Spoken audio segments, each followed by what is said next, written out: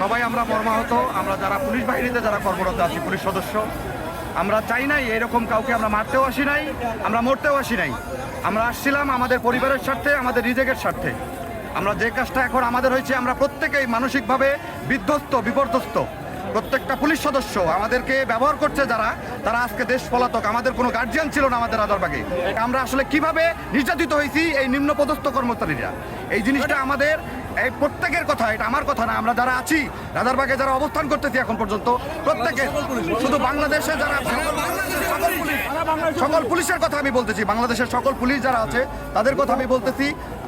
আমার মনের কথা আমি মনে করি, প্রত্যেকটা পুলিশ সদস্যের বর্তমান মনের কথা, আমাদেরকে বিপদগ্রস্ত করে পুরো বাংলাদেশের কাছে আমাদেরকে ধ্বংস করে যারা পলাতক হয়েছে তাদেরকে যাতে কোনোভাবেই দেশ ছাড়া না করা হয়।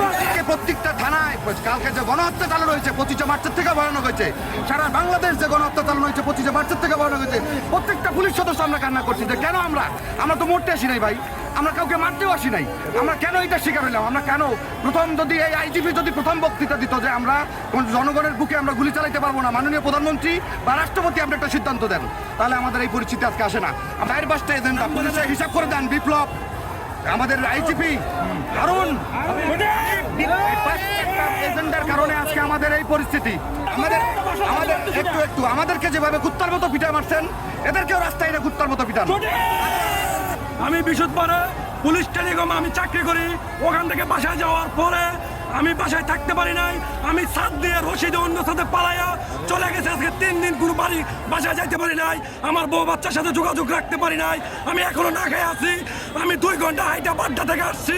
আমার জীবনের নিরাপত্তা, আমার পরিবারের নিরাপত্তা, যারা দেশ ত্যাগ করে চলে গেছে তাদের বিচার চাই। এবং কি আমার পুলিশ ভাইদেরকে যেভাবে নির্মমভাবে হত্যা করা হয়েছে, তাদের যারা দেশের এই হারুন, ওই হাবিব, ওই মামুন, ওই মনির, যারা আমাদেরকে ন্যায় দিয়ে চলে গেছে, তাদের বিচার চাই। জনগণের কাছে বিচার দিয়ে গেলাম। আমরা ডিউটিতে যাই, আমরা হুকুমের গোলাম। আমরা যদি তাদের হুকুম না শুনি তাহলে আমাদের চাকরি থাকে না, আমরা সাসপেনশন হই। এই পরিস্থিতিতে আমাদের কিছু করা থাকে। আমাদের ছাত্রদের সঙ্গে কোনো বিরোধিতা নাই, দেশের জনগণের সঙ্গে আমাদের কোনো বিরোধিতা নাই। একমাত্র বিরোধিতা হচ্ছে আমাদের তাদের সঙ্গে। আজকে আমাদের পুলিশ জেগে উঠেছে, তারা স্বতন্ত্র চাই। আমরা কোনো স্বরাষ্ট্রমন্ত্রী, কোনো রাজনীতিক, কোনো নেতার পিছনে আমরা থাকতে চাই না। পুলিশকে স্বতন্ত্র করে দেওয়া হোক, পুলিশের আইজির কমান্ডে আমরা চলবো। আমাদেরকে কোনো নেতা কমান্ড করবে না যে তোমরা বিএনপিকে ধরে নিয়ে আসো, তোমরা আওয়ামী লীগকে ধরে নিয়ে আসো। আমরা পুলিশ, আমরা কখনো চাই না বিতর্কিত হতে। আমরা জনগণের সেবা করতে চাই, মানুষের বন্ধু হতে চাই। আমাদের আস্থা আছে, আমাদেরও পরিবার বাইরে থাকে। আজকে আমাদের পরিবারের নিরাপত্তা নাই, আমাদের নিরাপত্তা নাই। আমাদেরকে মানুষ থুতু মারে। ভাই আমরা তো 1 টাকা খাই না, আমরা আপনাদের জন্য জীবন দিচ্ছি। আমরা 71 সালে দিয়েছি এই রাজারবাগ থেকে, আমরা আবারও দিলাম। এত জীবন কেন দিলাম? শুধুমাত্র এই বিসিএস অফিসারদের কারণে। তারা কালকে পারতো, যখন শেখ হাসিনা পালাই গেছে, তাদের কাছে নিউজ ছিল, তারা পারতো আমাদেরকে সরিয়ে নিতে। তারা শুধুমাত্র একবার যদি বলতো বেজে তোমরা সরে যাও, আমরা সরে যেতে পারতাম।